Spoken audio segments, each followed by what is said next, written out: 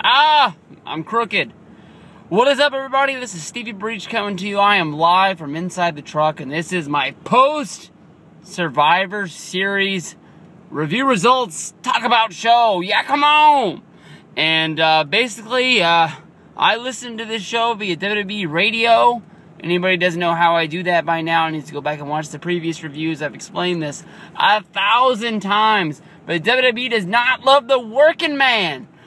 Basically, I did not get to watch this show. I didn't even get a peek at this show like this. But I listened to the whole damn show. I listened to it basically the same way that you guys watch it on TV, but I just hear it through the speakers. I thought that this show was basically a good show, but I didn't put any money down. I do know my good buddy, Freaking Yeah 88. For some reason, he ordered this show. Cash money. I guess he doesn't owe it to the cable company for a month, but still. Damn, Miguel, what the hell were you thinking? I don't know. I don't know. Right off the bat, we'll go right to the main event. Boom, because I know that's what everybody cares about. Basically, if you ordered this show, you got two good matches. You got the tag match, Punk and Bryan going against the Wyatts, and you got the classic Survivor Series tag team match. I know that, that's one of his favorite deals, and I know that this year's, honestly, to me, was just sort of thrown together. It wasn't anything that's really going to matter. It's not something that you're going to think about 2 months from now. But, I don't know. The main event, Orton versus Big Show match. Who gives a shit? But basically, at the end of this match, Big Show had this thing won. He knocked him out. Boom! I'm gonna do this for Ravi, Assault and Battery. Boom, boom, boom, boom, boom. Much like the Mayweather video I made last night for Mayweather versus Pacquiao, the fight that we will never see. I know that he loved that, and that was one of the highly requested. I'm reading my notes here, because basically, what else am I gonna do? How am I gonna remember everything that happened on the show? There was like, I don't know, that's like 7 matches here for you. I have no clue. But Big Show had this thing won. And the authorities showed their face. Hey, they did follow up on what they said they were going to do. There was no physical interference. They did let their presence known, and that was something that Big Show had to think about. Like, hey, what the fuck's going on here? What are they going to do? They coming down here to attack me? They never made their move. But they were there. Then we got to see, boom, Orton kick him right in the head. Boom, a nice little punt for you. They're not going to show that on Saturday Morning Slam. But basically, he missed it. He whiffed it. For me, listening to WWE Radio, I had no clue. They sold it like he kicked him right in the head, and it was lights out for the Big Show. And but basically, just by listening to you guys on Twitter and reading the things that you guys wrote, he whiffed it pretty bad. It's something that we all need to see. I guess you're gonna say, how are you gonna clean that up for the DVD release? I don't know, but they always do.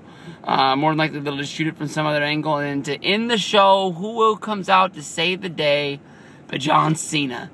Is TLC really going to be Cena versus Orton? Or are you going to give it away for right there? I don't know. I think it's just a simple little tease. But if it is, that's a winner for me and you. You know, it's been a little while since we've seen a Orton versus Cena match. I know we haven't seen it, honestly, in a real good little long time. But I'll see it one time. I think after one time, it's going to bring up some memories. But are you really going to go Cena Orton for like the kickoff down to WrestleMania? I mean, you could do a 3-match series. You could go TLC. You could do the Rumble, and then you can do Chamber, and then boom, it's Mania, and you get your real #1 contender for it. But honestly, the way that the roster's stacked right now, unless you're going to do like Cena versus Punk, Cena versus Bryan, that's a big match to be given away for TLC. Let's see, if I told you that Cena came out at the end, I tell you that Cena beat Del Rio the same fucking way he beat him last month at the pay-per-view. Del Rio had the armbar on, and they were selling it like Cena's gonna give. No one ever gets out of this. And how did he win last month? The same damn way. He picked him up, showed how strong he was, and he powerbombed him down to the match. He hit the FU for him, and it was over.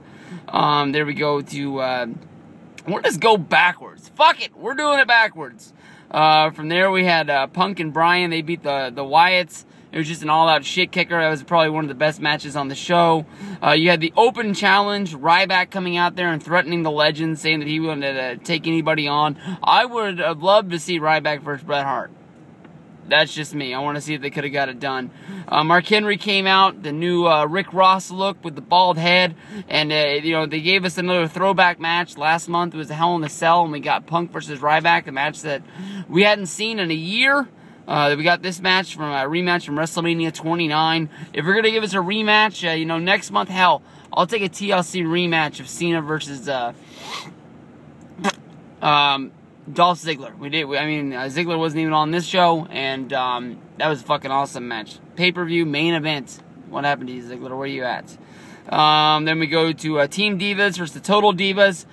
This was a shit total clusterfuck. I wish I could have heard this whole match. I want to find this match when I get home. My girl, Alicia Fox, my pick to win it all. First one pinned. Alicia, I'm happy to send you to wrestling school. Natalya and Nikki were there at the end. I thought that they would have had Brie out there, you know, because everybody's been saying they're so high on her and how well she's trained and became a really good wrestler. But I guess when you're banging Daniel Bryan in the bedroom, I think that's going to rub off on you. But then again, Nikki's got the big story about how she's came back with the big-time story. Big E beat Axel. Boo! Nobody gave a shit about this match. Feel sorry for my boy Big E. And then we got the big Survivor Series match, the Usos, the Rhodes, and Mysterio going up against the All-Americans and the Shield. It all came down. Well, to begin with, we had a fucking 5-on-3. The Shield, 5-on-2. The Shield and the Americans basically were stripped down to nothing. But Roman Reigns and Seth Rollins take on a whole team of all the other guys. And Roman and Rollins had to regroup. And Roman... A lot of people were saying this guy's going to be the next main eventer. This guy's going to be the next, you know, WWE champion. He's going to be the new Rock. He's going to be the new John Cena. He is going to be the face of the WWE. Hell, they put him on the fucking website with the fucking title on his arm. And he beat Mysterio. He beat him good. He was the man. Could he be the strongest member of the Shield? Could this be the start of the breakup of the Shield? I know people, their panties are getting wet. They want to see this. They want to see maybe like a WrestleMania. They want to see the triple threat, Ambrose versus Rollins versus Reigns. It's gonna be fucking awesome, however they do it. But you know, is Ambrose gonna be mad that he was the first guy eliminated, or is he just be like, hey, we won, and that's all that matters? Believe in the Shield, baby. And then we had the pre-show match, Miz versus Kofi. Miz got the win and reversed roll up, and then Kofi slapped him in the face. I thought Miz was the heel. Now Kofi's turning heel. I got no clue. Monday Night Raw. It's gonna be fucking awesome. Peace out, everybody.